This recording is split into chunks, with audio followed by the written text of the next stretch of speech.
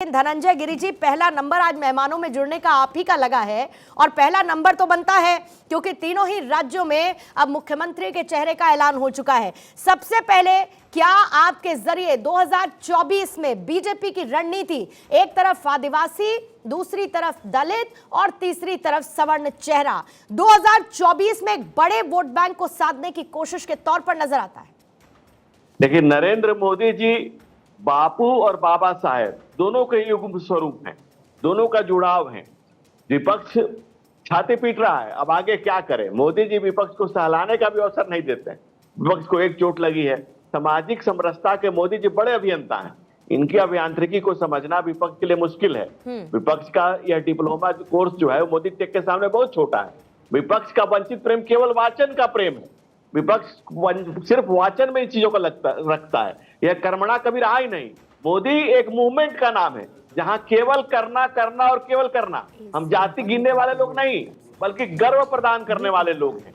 जो नरेंद्र मोदी जी ने नारा दिया था, सबका साथ, सबका विकास, सबका विश्वास, सबका प्रयास, आज फलीभूत रूप में सामने आपके दिख रहा है। नरेंद्र मोदी जी नवरत्नों का चयन किए हैं, ये नेशन को आगे ले जाने में अपने नरेंद्र मोदी जी के साथ डबल इंजन की जो सरकार जिसकी बात हम कहते रहे हैं, आदरणीय प्रधानमंत्री नरेंद्र मोदी जी ने अपने तमाम लोगों के अभियानों में कहा है, चुनावी अभियानों में, कि डबल इंजन जो है वो विकास का मार्ग प्रशस्त करेगा। बाबा साहेब जिस विष्णु को जैसी विरासत देना चाहते थे, आप ये कहना चाह रहे हैं कि कोई जातिगत समीकरण बीजेपी ने इसके जरिए साधने की कोशिश नहीं की है, ये रणनीति नहीं है बीजेपी की?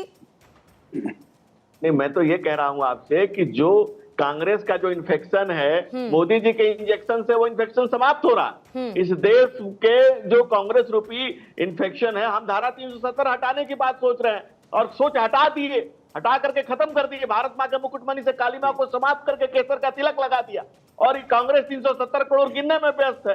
तो कांग्रेस के करप्शन का, कांग्रेस के इन्फेक्शन का नरेंद्र मोदी नाम के इंजेक्शन से उपाय हो रहा है। सत्य परेशान हो सकता है, पराजित नहीं। बाबा साहब का जो सपना था, जो महात्मा का सपना था, मोदी जी उसको पूरा कर रहे हैं। जो बापू की विरासत थी, उस पर कांग्रेस जो सियासत करती आई है, बापू का जो राम राज्य का सपना था, बाबा साहब डॉक्टर भीमराव अम्बेडकर ने सपना देखा था, नरेंद्र मोदी और प्राणवंत कर रहे हैं। वाचन में नहीं, कर्मणा राष्ट्रवाद के प्रतीक नरेंद्र मोदी आज नित नई इबारत लिख रहे हैं। ठीक है, नित नई ठीक है। और वैसे भी चुनावों में जब बीजेपी को जीत मिली सर, ये तो साफ बीजेपी ने वैसे भी कर दिया कि ये नरेंद्र मोदी के करिश्माई व्यक्तित्व का नतीजा है कि आपको इतनी बम्पर जीत पूर्ण बहुमत के साथ तीनों राज्यों में मिलती हुई नजर आई है। जाहिर है वो कांग्रेस के लिए कहीं ना कहीं दिक्कत तो पैदा करती हुई नजर आ रही है। अजय उपाध्याय जी, कांग्रेस के प्रवक्ता इस वक्त हमारे साथ जुड़ चुके हैं। अजय जी, स्वागत करती हूँ आपका दहाड़ में।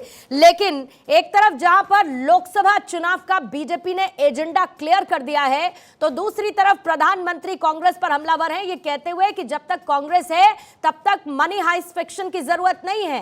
सर ये कह रहे हैं, धनंजय जी कह रहे हैं कि जो इन्फेक्शन आपका है वो नरेंद्र मोदी के इंजेक्शन से ठीक होता हुआ नजर आ रहा है। लेकिन इन बयानों के बीच में 2024 के लिए कांग्रेस बीजेपी की इस रणनीति को कैसे देखती है सर?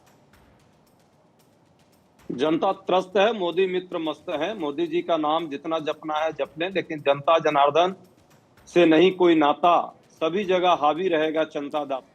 प्रेम कुमार जी, आप ही के पास आते हुए, क्योंकि बीजेपी की तरफ से इन तीनों राज्यों में जब मुख्यमंत्री चेहरे का ऐलान किया गया तो बीजेपी लोकसभा चुनावों के लिए एक प्लेटफॉर्म तैयार करती हुई नजर आई। क्या आप इससे अग्री करते हैं? और दूसरा, एक बड़े वोट बैंक को बीजेपी लोकसभा चुनावों के लिहाज से, और सबसे बड़ी बात इन चेहरों और वोट बैंक के माध्यम से बाकी राज्यों में सरकार बनाने के लिहाज से, क्या आपको बीजेपी की रणनीति, बीजेपी की स्ट्रैटेजी मजबूत नजर आती है? बिल्कुल पूर्णिमा जी, मुझे बिल्कुल तैयारी दिखती है और 1+2 के हिसाब से 3 प्रदेश में जो कॉम्बिनेशन बना है उसमें आदिवासी भी हैं, ब्राह्मण भी हैं, ओबीसी भी हैं, ये कॉम्बिनेशन बना है, दलित भी हैं। तो इसके अलावा एक खास बात जो हमें देखने को मिलती है कि जैसे भजन लाल मुख्यमंत्री के रूप में चुने गए, तो इनको 2 जो साथी मिले, ये 2 साथी सहयोगी के तौर पर मिले। अब अगर मान लीजिए किरोड़ी लाल मीणा को बना देते डिप्टी सीएम, तो फिर वो दिक्कत होती सीएम को कि उनको कैसे टैकल करे। एक उदाहरण रख रहा हूं कि कोई बहुत सीनियर आदमी को बना देते तो दिक्कत होती, इसलिए ऐसा कॉम्बिनेशन बनाया कि जो उनको सहयोग करे। तो एक तो इस बात का ध्यान रखा, उसके बाद जातीय समीकरण को देखा, और राजस्थान में खास तौर पर देखिए सबसे ज्यादा अगर किसी जाति में वोट परसेंटेज है तो ब्राह्मण ने सबसे ज्यादा वोट किया है प्रतिशत रूप में भारतीय जनता पार्टी को। तो इस हिसाब से उन्होंने नहीं, और ब्राह्मण इसके साथ सर सवर्ण 125 लोकसभा सीटों को सीधे सीधे प्रभावित करते हैं। हाँ। और वो बीजेपी का पहले से मजबूत वोट बैंक है, लेकिन उसको और ज्यादा मजबूती देने के लिए क्या बीजेपी इस चेहरे के साथ सामने आई? हाँ, देखिए हम ये कह रहे हैं कि जब से ब्राह्मण का चेहरा दूसरे जगह तो नहीं आया, राजस्थान में आया, तो हम इसलिए राजस्थान में कह रहे हैं कि सबसे ज्यादा वोट जो है ब्राह्मण ने ही दिया परसेंटेज वाइज, तो ये उसको रिवॉर्ड भी मिला। इसके अलावा जो बात आप कह रहे हैं कि नेशनल लेवल पर सवर्ण को हमने छोड़ा नहीं है, सवर्ण वोट्स जुड़े हुए हैं बीजेपी के साथ। आज भी सबसे ज़्यादा वोटर्स जो का आकर्षण सवर्ण का बीजेपी के पास होता है, तो उसको उन्होंने राजस्थान से देखा और दिखाया। तो 2024 की तैयारी तो पूरी दिखती है, इसमें कोई माने संशय है ही नहीं। तो हमें लगता है कि बीजेपी लीडरशिप ने एक अच्छा बैटरी ऑफ लीडरशिप दिया है। इसके बावजूद कि हम दूसरा पक्ष भी देखते हैं, दूसरी बात कि इसमें बीजेपी के भीतर ही बहुत सारे जो प्रोबेबिलिटीज थी, महत्वाकांक्षाएं थी, वो आहत भी हुई हैं। जो शिवराज जी के बयान में दिखता है कि भाई हम मर जाते लेकिन मांगने नहीं जाते, इस तरह के जो बयान होते हैं वो निराशा दिखती है। लेकिन देखिए एक प्रयोग किया है तो उसमें बीजेपी इसको सेटल आउट कर पाई है, बीजेपी ने इसको सेटल आउट कर दिया। आप जो कह रहे हैं कि अगर अंदर है भी कुछ तो इस तरीके से बाहर नहीं आएगा, क्या बीजेपी इसको सेटल आउट कर चुकी है? इसको सेटल आउट कर दिया है नहीं मानते, हम उम्मीद रख सकते हैं कि सेटल आउट कर देंगे, क्योंकि अभी तुरंत घटना घटी है, इस पर हम कैसे कहें। अवधेश जी मैं आपके पास आती हूँ, लेकिन धनंजय जी इसी पर आपकी प्रतिक्रिया, क्योंकि मध्य प्रदेश में ओबीसी चेहरा 52% वोट बैंक, छत्तीसगढ़ में आदिवासी चेहरा 9% वोट बैंक, राजस्थान में सवर्ण 30% वोटर नजर आते हैं सवर्णों के। ऐसे में इसके साथ साथ बहुत सारे ऐसे राज्य हैं जहां पर इनकी परसेंटेज और इनकी जो पॉपुलेशन है वो बहुत ज्यादा है। लेकिन इसके साथ जो सवाल मैंने प्रेम कुमार जी से पूछा, क्या बीजेपी अंदर खाने अगर कोई निराशा है तो उसको सेटल आउट कर पाई है? फिर चाहे वो शिवराज सिंह चौहान हो जो उनके बयानों के जरिए नजर आता है। आज हमने वसुंधरा राजे की एक तस्वीर देखी, जब राजनाथ सिंह ने उनके हाथ में एक पर्ची दी तो थोड़ा सा वो आश्चर्यचकित नजर आई, और उसमें जाहिर है कि भजनलाल जी का नाम लिखा हुआ था। रमन सिंह की बहुत ज्यादा ऐसी कोई प्रतिक्रिया नहीं आई। लेकिन अंदर खाने क्या आपको लगता है कि सब कुछ ठीक है?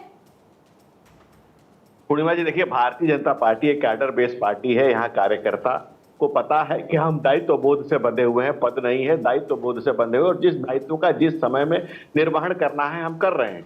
और यहाँ भारतीय जनता पार्टी की जो सांचे में फिट है वो उसको पता है कि यहाँ तर्पण अर्पण समर्पण से राष्ट्र के लिए कार्यकर्ता का, अधिकारी का मतलब ही है जो अधिक कार्य करे वो अधिकारी है। ये हम लोग शुरू से सिखाया गया है, पढ़ाया गया है, बताया गया है, और हम लोग इसी सांचे में ढले हुए लोग हैं।